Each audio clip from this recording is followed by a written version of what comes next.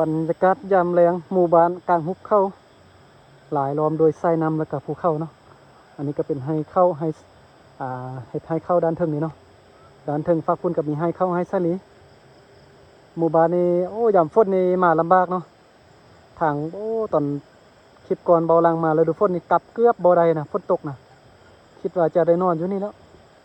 มื้อนี้ฝนบ่ตกเนาะก็เลยกลับมาอีกครั้งเพราะว่าวิวงามขนาดนะเดี๋ยวมื้อนี้เบาลังจะลงไปกลางบ้านแล้วก็ไปเบิ่งวิถีชีวิตของชาวบ้านอยู่นั้นว่าเป็นจังไดเนาะอันนี้เป็นบรรยากาศยามแลงมื้อนี้ก็มาฮอดมาถึงอีกครั้งเนาะขี่รถจักรมาจอดอยู่นี่เลยเก็บภาพอยู่นี่เนาะชาวบ้านไปเมืองมาเนาะ โอ้นำเลิกบ่เนี่ยมาเบิ่งอายเพิ่นขับรถเอารถจักรข้ามน้ำเห็นบ่การจะไปมาหาสู่กันนี่ก็ลำบากพอสมควรเนาะได้ขี่รถข้ามน้ำแบบนี้นะปีก่อนมาเทื่อนึงจักรดับเลยเนาะน้ำใหญ่ที่ว่าข้ามบ่ได้เลยแหละโอ้ได้เนาะสบายจักรเกือบดับเนาะอันนี้ก็กลับมาอีกครั้งนะเพราะว่ามื้อใดที่ฝนบ่ตกนี่เบาหลังจะมาเนาะเพราะว่าเส้นทางมาบ้านนี่อันตรายขนาดน่ะทางเปื้อนทางดินแดงเนาะคิดก่อนก็มาแล้วนะแต่ว่า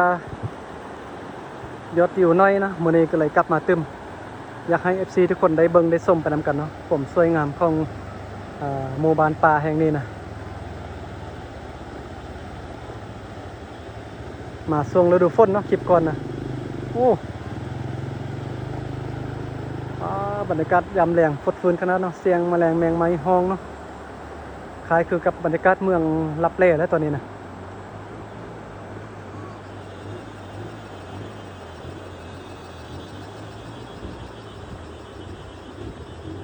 ลุกจากคลองเบาลังน้ำมันกับซึมออกเขาบิวแล้วตอนนี้โอ้ฟาวทายแล้วกับฟาวกลับเนาะจากหน่อยน้ำมันหัวหมดก่อนนี่ยากเลยเนาะมุมนี้งามขนาดอยู่บ้านนี้เพิ่นจะเลี้ยงงัวเลี้ยงควายไล่เนาะบรรยากาศแบบนี้เบาลังกะแบบนี้แหละที่เบาลังกลับมาหมู่บ้านนี้อีกครั้งเนาะทั้งว่าอยู่ไกลทั้งว่าเส้นทางลำบากอาจจะกลับมาเต็มเนาะอยากให้ FC ให้พ่อแม่พี่น้องทุกคนนะได้เบิ่งภาพธรรมชาติงามๆแบบนี้เนาะซึ่งว่าเป็นภาพบรรยากาศที่ห้าเบิ่งได้ยากเนาะเส้นทางจะลำบากอยู่ไกลตัวเมืองสมัยกะยาเนาะก็จะเก็บจะกลับมาเก็บภาพบรรยากาศให้เบิ่งให้ชมอีกครั้งเนาะโอ้แต่ว่าคลิปนี้บ่ลังถ่ายคลิปเลย ฟาวเลยเนาะน้ำมันน้ำมันรถซึมออกนะใส่น้ำมันเต็มถังมานี่น้ำมันเลือดได้ครึ่งถังเลยนี่ว่าจะกลับแล้วแต่ว่าได้มาฮอดมาถึงแล้วก็เลยว่าเก็บภาพให้เบิ่งก่อนกลับเนาะคือย้อนยุคมาอยู่เฮือนบูฮานมาอยู่สมัยก่อนเนาะว้าวทำงามเนาะความรู้สึกอยู่ในเมืองกับความรู้สึกที่ว่ามาเห็นบ้านอันนี้ต่างกันเลย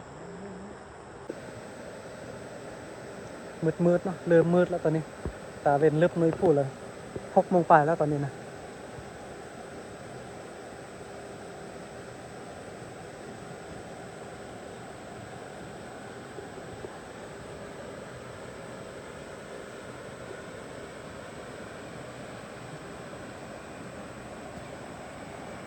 เป็นน้ำไหลโค้งมาเนาะห้องน้ำในธรรมชาติสร้างขึ้นมากับสร้างเห็ดเนาะเห็ดทรายน้ำโค้งออมบานเนาะเป็นหมู่บ้านที่เบาลังมักตลอดมักมาตลอดเนาะเพราะว่าบรรยากาศในงามซึ่งว่าเหือดหลังนี้โอ้ตั้งอยู่ระหว่างกลางแม่น้ำเลยทรายน้ำเนี่ยกับโค้งออมเหือนหลังนี้มาเนาะเจ้าของเหือนเพิ่นว่าน้ำบ่ท่วมนะอยู่มาหลายปีแล้วน้ำก็บ่เคยท่วมสบายเนาะบ่มีคำว่าน้ำท่วมหาอยู่หากินตามธรรมชาติเนาะเพิ่นก็เลี้ยงเป็ดเลี้ยงไก่ออมเหือนเพิ่นโอ้งามในบ้านนี้นะ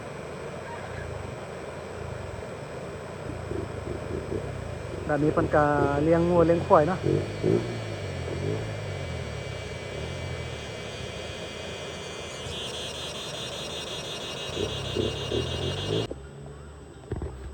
โอ้เบิ่งขอนออกจากหลังคาเหือนเพิ่นละ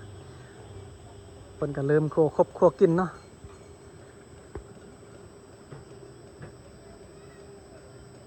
เป็นหมู่บ้านโอ้ที่ว่าแบบดังเดิมแท้ๆเด้อเหือนซานบ้านซองการใช้ชีวิตการเป็นอยู่นี่นะหาอยู่หากินตามธรรมชาติเนาะหาเงินจากกัน ปลูกพืชเลี้ยงสัตว์เฮ็ดให้เข้าเฮ็ดนาส่วนน้อยแล้วก็เลี้ยงงัวเลี้ยงควายเลี้ยงแบเลี้ยงหมูเนาะเฮ็ดการเกษตรนะอาชีพหลักเพิ่นก็จะได้เงินมาจากทางนี้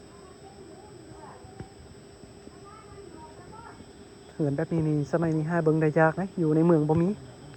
แต่อยู่เขตนอกเมืองเนาะจึงมีเหือนแบบนี้นะเหือนแบบดังเดิมคล้ายคือกับเหือนสมัยโบราณเนาะนางไทยเพิ่นแต่งหนังเรื่องละครสั้นนั่นน่ะโอ้บรรยากาศนี่คักขนาดมาบ้านนี้นะ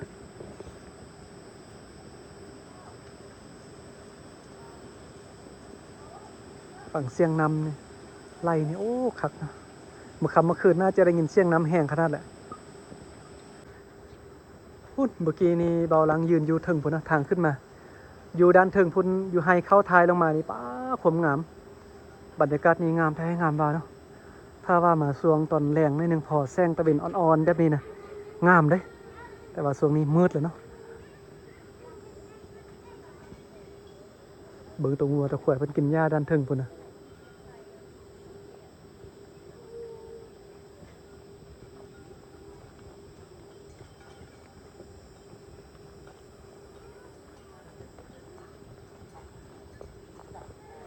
เหมือนหลังนี้นี่ต้องมา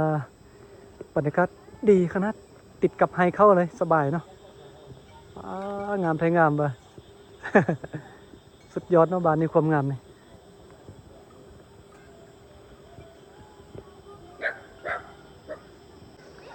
โอ้สุดยอดสุดยอดสวรรค์บนดินบ้านนี้นะขึ้นมาด้านเทิงเลยเนาะเห็นบ่คุ้มค่ากับการเดินทางเหตุผลที่เบาลังมาหมู่บ้านแห่งนี้ตลอดเนาะได้มาเห็นธรรมชาติงามๆแบบนี้มาจักกี่เทื่อกับบ่เบื่อเนาะ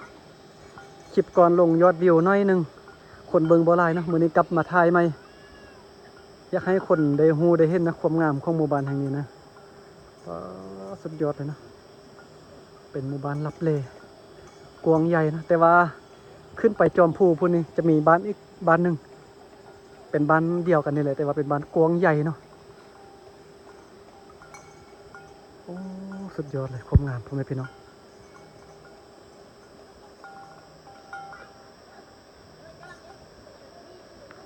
อยู่กลางบ้านก็จะมีแม่น้ำเนาะไล่ผ่านกลางบ้านสุดยอดเลยเนาะความงามนี่ก็เป็นน้องปลาดันเทิงนี่เพิ่นก็จะเลี้ยงงัวเลี้ยงควายนะพุ่นตรงงัวกินหญ้าบักไล่ๆ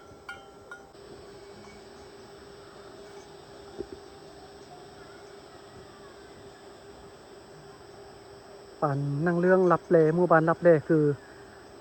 ข้าเจ้ามังเฮ็ดนิทานนะอยู่ประเทศลาวจะมีทิวทัศน์ธรรมชาติเฮือนซานบ้านซองอยู่เขตดอยนี่งามๆนี่หลายบ่อนเนาะ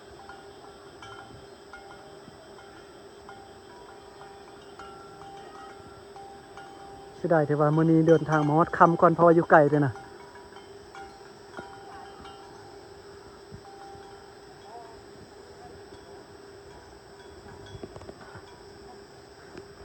จะย่างกลับแล้วก็เก็บภาพระหว่างการย่างกลับให้เบิ่งเลยเนาะเพราะว่าแรงตอนนี้ก็ค่ำมืดแล้วเนาะอย่างดีที่ว่าฝนบ่ตกเบิ่งสภาพอากาศในมือถือคิดว่าฝนตกแต่มื้อนี้ฝนบ่ตกถ้าว่าฮู้ว่าฝน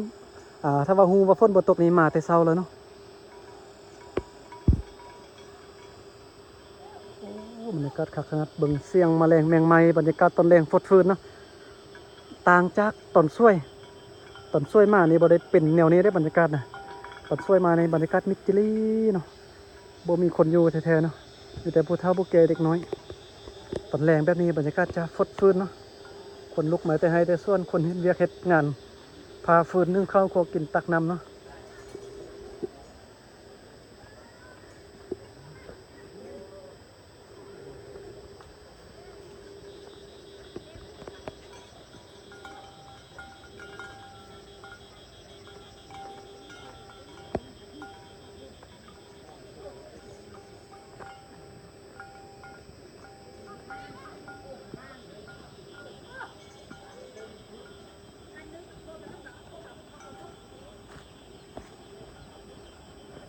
โอ้เฝ้ากลับนะตอนนี้นะ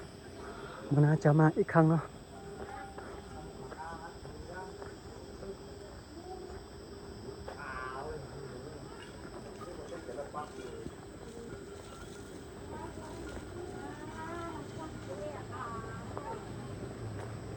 มี FC ท่านใดเนาะที่ว่าได้เคยเบิ่งคลิปก่อนที่รีวิวหมู่บ้านแห่งนี้นะคอมเมนต์บอกเลยนะหรือว่าเบื่อแล้วบ่ได้เบื่อวะ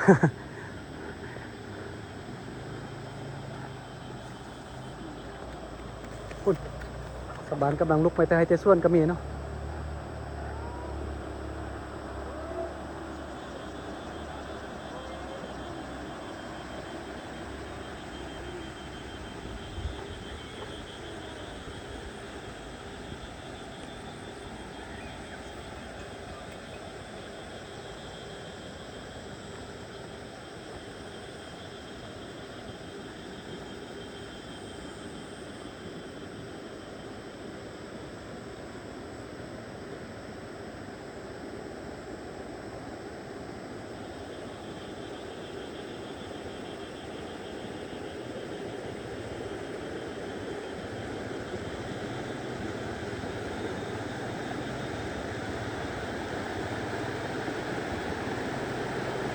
ช่วงนี้ฝนบ่ตกแต่น้ำบ่ใหญ่ปานใดนะเพราะว่าเป็นช่วงฝนตกนี่ป้าโธ่ข้ามบ่ได้เลยโอ้จักดับแล้วเนี่ย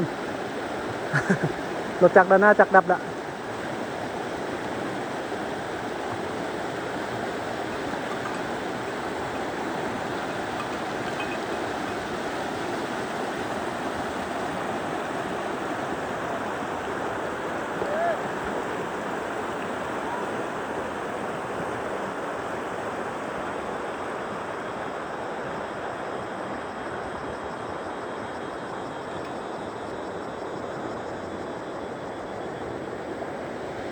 โอเคเนาะสิกลับละโอ้ยานน้ำมันรถหัวหมดเลยไก่เนาะระหว่างทางน้ำมันบ่ฮู้ว่าจิฮอตบานหรือบ่โอ้โหมันหายบ่กล้าไปโมเด้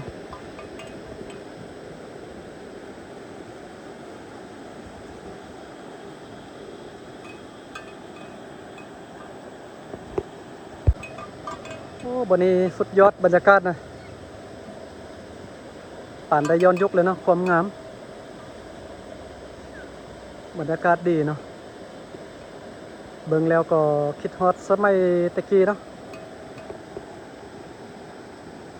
บ่อหลังนี้มักธรรมชาติมักอยู่แบบดังเดิม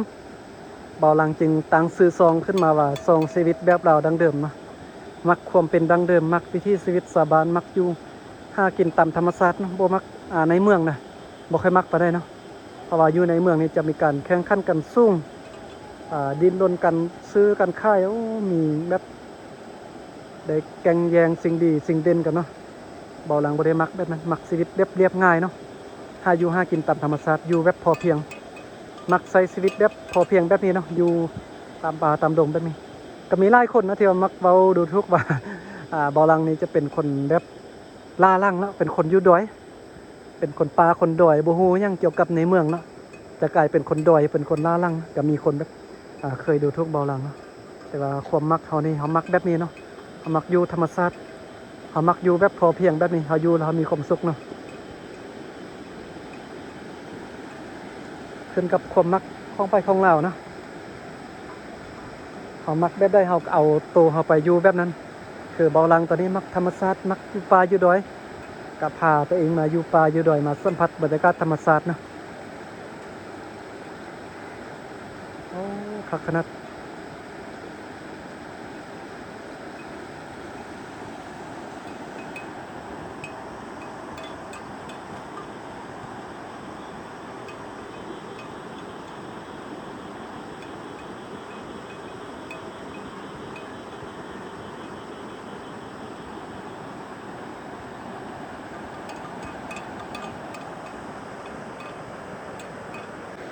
แรงเขาเนาะเอ้า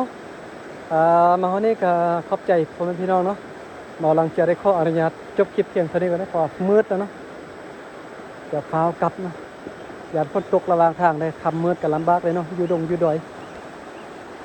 ตอนนี้ก็ขอบใจพ่อแม่พี่น้องที่ว่ามาเบิ่งมาชมคลิปของบอลังนะเอาไว้โอกาสหน้าบอลังจะกลับมาหมู่บ้านนี้อีกครั้งจะมารีวิวให้มันทั่วถึงกว่านี้เนาะเพราะว่าตอนนี้มาตอนแรงก็เลยว่าฟ้าวกลับนะจะได้ก็ขอบใจหลายๆเด้อที่ว่ามาเบิ่งมาชมไผที่มาเบิ่งมาชมก็ถือว่าเป็นส่วนหนึ่งในการสนับสนุนการถ่ายคอนเทนต์วิถีชีวิตชาวรวยสองชีวิตแบบเราดังเดิมเนาะเอาไว้เจอกันใหม่คลิปต่อไปเด้อ